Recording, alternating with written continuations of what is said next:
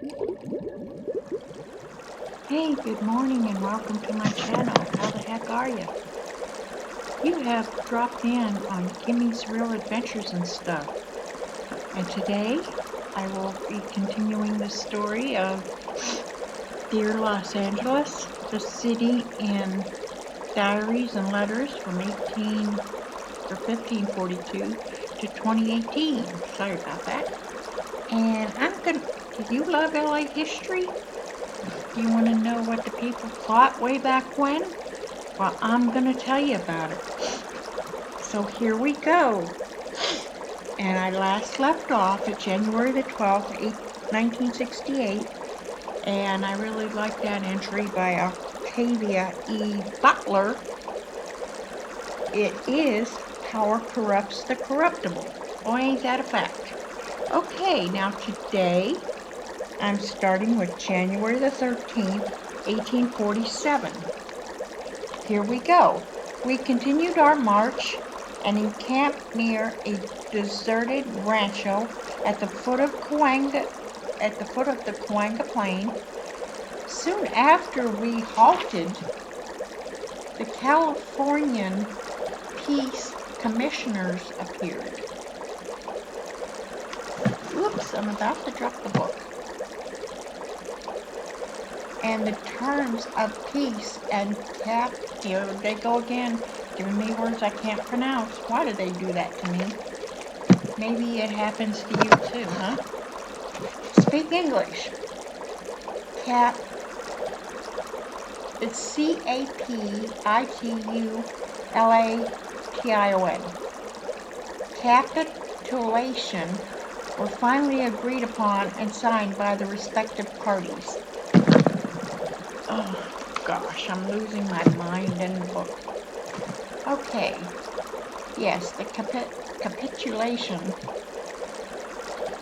were finally agreed upon and signed by the respective parties. The next morning, a brash howitzer. What is a howitzer? Somebody clue me in. HOWITZER was brought into camp and delivered. What other arms were given up I cannot say, for I saw none, nor can I speak as to the number of Californians who were in the field under the command of Andreas Pico, when the articles of capitulation were signed, for they were never in sight of us after we reached the San Fernando. Distance 12 miles. Entry Edwin Bryant, as we've heard from him before. In the same year, too, I believe, 1847. Yes, sirree, Bob. Okay, January the 13th. We were on January 13th, 1847. Now we're in 1958, January 13th. The glory that was the old Siam will soon vanish from the hills of West L.A. Medieval castles will tumble and antique Oriental temples will fall. Mansions and gardens will be ravaged like Atlantis. Whole communities will perish without a trace. Lakes and rivers will dry up and jungles will be swept away. The instruments of this doomsday will be neither war, famine, death, nor pestilence. It will be wrought by the bulldozer and the axe. It will be the end of a make-believe world. The 176-acre false front world of film sets on the famed 20th Century Fox lot on Motor Avenue in Pico. Its doom was sounded last week by the studio's announcement that this portion of the 284-acre lot will be raised and cleared to make way for a $400 million complex of steel and concrete towers to be known as Century City. Entry, Jack Smith. I've been on a 20th century lot. It's nice. A lot of history there, like all the other studios. But my favorite, if you want my opinion, Warner Brothers and their town center, where Stars Hollow from Gilmore Girls, where they shot that. They have a gazebo like right in the center of town. It's so nice. It's like a whole different world. Anyway, back to January 13th, 1993. Okay, so we were called into the Menendez trial courtroom one last time. It was standing room only, and the judge thanked us for our service and declared it a mistrial. It was all really kind of sad. Entry, Hazel Thornton. Now, I'm not sure who Hazel Thornton is. Might be interesting to find out. Okay, January the 14th, 1847. Drenched with rain and plastered with mud, we entered the City of Angels and marched through its principal street to our temporary quarters. We found the town, as we expected, in the command of Commodore Stockton and General Kearney, who, after 2 engagements with 600 mounted Californians on the 8th and the 9th, had marched into the city on the 10th. The town was almost entirely deserted by its inhabitants. Entry, Edward Bryant. January 14th, 1949.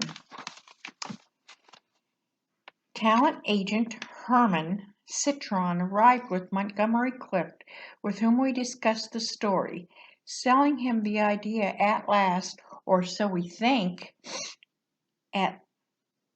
As he left, Billy Wilder said he might be any pimply messenger boy on the lot, and so he might. Entry, Charles Brackett. January the 15th, 1770. We set out with a guide from this village and traveled until we came to another small one in about a league and a half. From there we took another guide who led us in northeasterly direction. A little farther on he turned east. We climbed a long and steep hill from whose summit we made out the valley of Santa Catalina. San Fernando. We descended to it and traveling to the southeast, arrived late at Encino, where we camped on the 7th of August. The march covered 6.5 leagues. Entry, Fray Juan Crespi. Now, how in the world did they do that? Santa Catalina is an island 26 miles off the Long Beach coast, but it's still considered LA County and the best spot in LA. Go check out Santa Catalina Island. 26 miles across the sea. Okay, January the 15th, 1971. This morning the sheets are twisted and the pillows lie on the floor. Perhaps I shall get up and drive over the mountains to find myself sitting in a field of clover. Entry, Liza Williams. Okay, and I'm going to stop there.